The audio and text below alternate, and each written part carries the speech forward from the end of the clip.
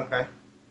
That's not contract. That's just some guy saying, get out from underneath my shelter. Okay, this guy thinks I'm trespassing. I don't think I'm trespassing, so I'll leave. Right. Or Then maybe I feel like a walk. You don't have to tell people when you feel like a walk. I mean, you don't ring people, hey, I feel like a walk. Is that okay? You just go for a walk. That's not contracting. That's just going for a walk. yeah. But then this is the thing. Once they feel they've got you out of the court, then they can go ahead without you. Well, remember this thing where the story with Mary Elizabeth Croft's book where the guy with the toothpick. That's bullshit, believe it or not. Is it? Yeah. Because I saw one similar with a guy who was told to sit down, and as soon as his bum hit the seat, the bailiff basically dragged him out of there. You're talking about Ian Freeman. Yeah, I think that was one. Yeah. No, he made a balls of that. But he made a balls of that before he been there. All he had to do was ask, are you addressing me? Mm. Okay. And he'd already walked up and sat down in the defendant's place, you see. I wouldn't have been sitting there. I wouldn't have been standing there waiting for him either. Right. Okay, so how come that one was bullshit with the toothpick? Right. Well, okay. It's not complete bullshit. What I'm saying is, so the guy says, I'll take that toothpick out of your mouth. And the guy reaches up and takes the thing out of his mouth. Now, okay, it's not a great thing to do. But had he taken it out and said, are you addressing me at the same time? He would have had to say, release him. Right. Yeah. Okay. I mean, it was a stupid thing to be doing, really. Yeah. Could I suggest that possibly the best advice would simply be to be prepared for long pauses while you consider the very next thing that you say or do, and remaining stock still and dead silent until you have made that decision? Well, don't take too long to respond. If you want time to respond, let's say you say something to me and I'm thinking, oh, fuck, what am I going to say to that? I would, you know what, okay, I think an appropriate response to what you've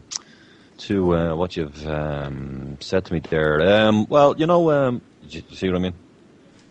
You're not saying something, but you're not saying anything, but you're talking. Yeah, that's what they call filibuster. There you go. Yeah. If you can't blind them with science, baffle them with bullshit. Okay. You'd need me in the courthouse for that one, wouldn't you, Dave? Sorry? Call Ninja Jack. You'd need me in court to keep them wrapped up in bollocks for long enough for you. Yeah. Oh, well, why is it coming out this side? Yeah, Jack could be in there. Sorry, just wait a minute. Just tap that microphone for me. I can sort that, you know. Just give me a sec. I got me pliers out in the van. Hang on. Now, have you got mute on that? Is that muted? Are you sure that's not muted? No. Are you sure that's not coming out the other channel? 1, 2, 1, 2. Oh, this is Well, you see, I'll be honest with you, Dave. I mean, I have been kind of looking for an opportunity to talk to you for some time to kind of fill you in with a lot of this stuff. And you see, I think part of it is a lot of people don't realise just how much different the approach that I have kind of here is to what everybody else is. I think everybody assumes everybody's doing the same stuff. Yeah. And this is completely different, I think. But now, it is easy. So have you actually, done this in practice? Ah, yeah. Well, it sounds like plenty of times then. Well, I mean, look, again, it's... you see, the problem with this...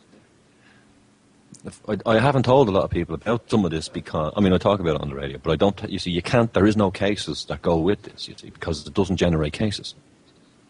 Right, therefore, there is no record because nothing happened. Right. Didn't actually get to the case. There was no... Yeah. So perhaps the grand gesture that you were looking for, Dave, is just to export the nothing happening in courts up and down the land. Yeah. Yeah. Well, I mean, think of how much more see if everybody's going in, no, they get the report, these freemen coming in court, with me inalienable rights, blah, blah, blah, doing this, making statements, fucking gestures, claiming rights.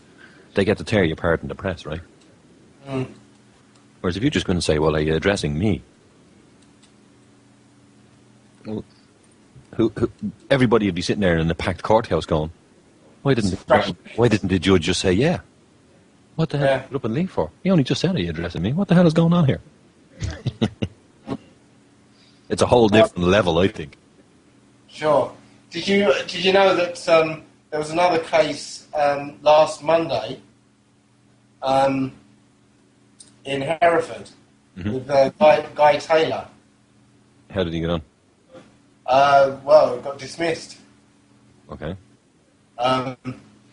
Well, he basically did a sort of cross between what I was going to do and what Roger did. So he basically... I think I was talking to him the night before. I think I told him a thing or two before he went in. Oh, okay. On top of that, I'll just say one thing as well. This thing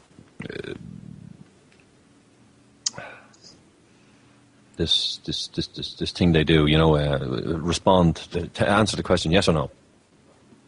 Mm. They try to limit you to yes or no. Well, the response to that is yes or no.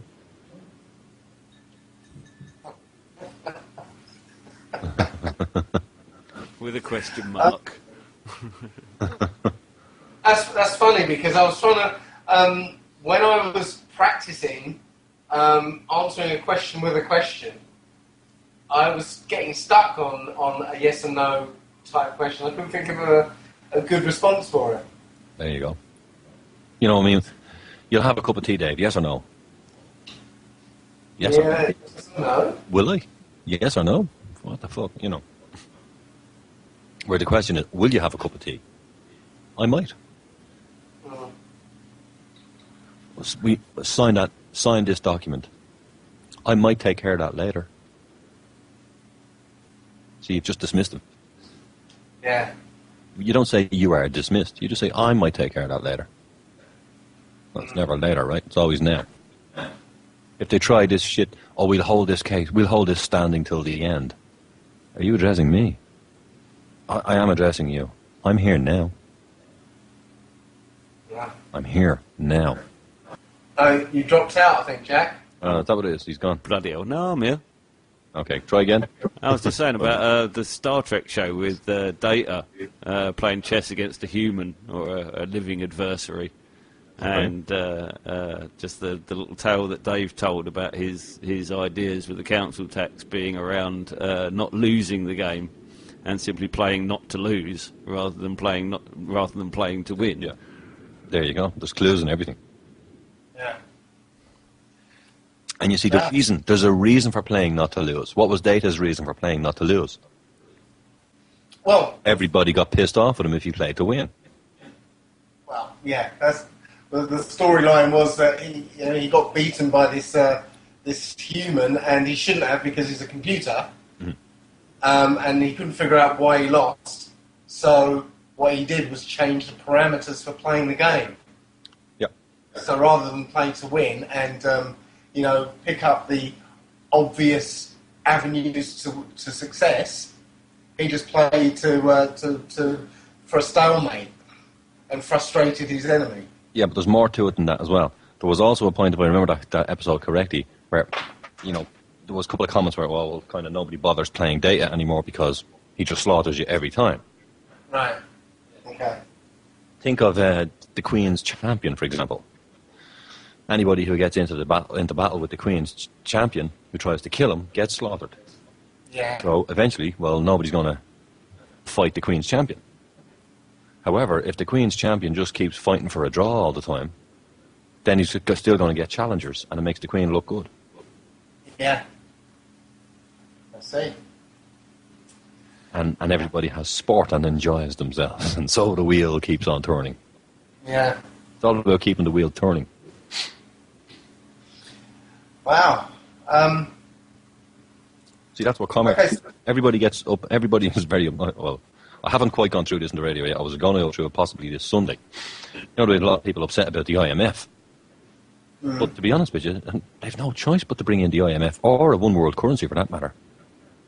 Because the mathematics is blown out of all bloody proportion on what's here at the minute. They've no choice. Their system is, the currency started off in a small town, and then it spread to other towns, and then it spread to the country, and then it spread to the nation, and then it spread to another nation, and then another nation, and then another nation, till all nations had this currency. Well, then those private currencies were about to blow out, so they start joining countries together in unions, and they introduce a new currency, and they get to start the game from scratch again. That's what the New World Order is, in currency terms.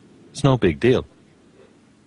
But isn't the other option Iceland, where you just say, no, we're going to do our own, aren't we? But I'll be honest, they're lucky they're not fucking nuked at the moment. You know, oh, Jesus, you'll never guess what, boys, we were doing some nuclear testing and a missile went haywire and a fucking... You'll never guess what happened. Butterfingers, you know. Yeah. Oh, there might be some harp rumblings under a local volcano sometime soon. Yeah, well, I mean, Iceland did have a very unusual volcano, right? Yeah. I think that was a little now, boys. Yeah. You've been in this game a long time. These are the guys in the Gulf and whatnot. You know, they're pulling them in, kicking and screaming, whether they like it or not. Now, they're doing it for a reason. Now, the problem is a lot of people in England, America, blah, blah, blah, they're all basically claiming, oh, we want to go back to the way they have it in these other countries with no central bank, yada, yada, yada.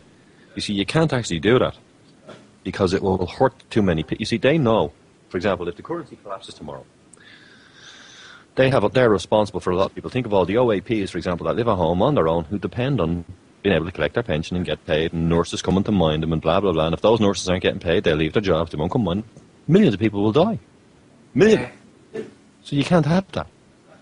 That's why I went and found the mathematically perfected economy. I'd heard about it 20-odd years ago, and I knew it existed, I just didn't know where it was. That's why I went Googling it, and I found Mike Montagna, and lo and behold, he was the originator of the bloody thing in 1968. Yeah. I heard about it in 84, I think, through that book that I read, Fatima and the Great Conspiracy. Yeah. That was when my research began. You see, I've been researching this stuff for flipping donkey's years. Which is, for example, I say to people, look, Black's Law Dictionary, while remotely interesting, that's not what they use in court. They use what's known as a dictionary of modern legal usage. The judges call it the Judge's Handbook for short. Right. You know, I have another couple of books here called How Judges Reason. I mean, that's an education. I always studied what the judges did and what the sheriffs did, not what the solicitors and the barristers did. And if you're reading Black's Law Dictionary, Rob Menard and the guys, they're studying what the solicitors and barristers did. I never bothered with those guys. I don't even speak to those fucking agents. I mean, if they start talking to me in a court, I ignore them. I only give a fuck about the guy at the top. Yeah. I don't give a fuck what they say. I mean, if they were to tap me in the shoulder and start talking to me, who are you? I don't recognise you.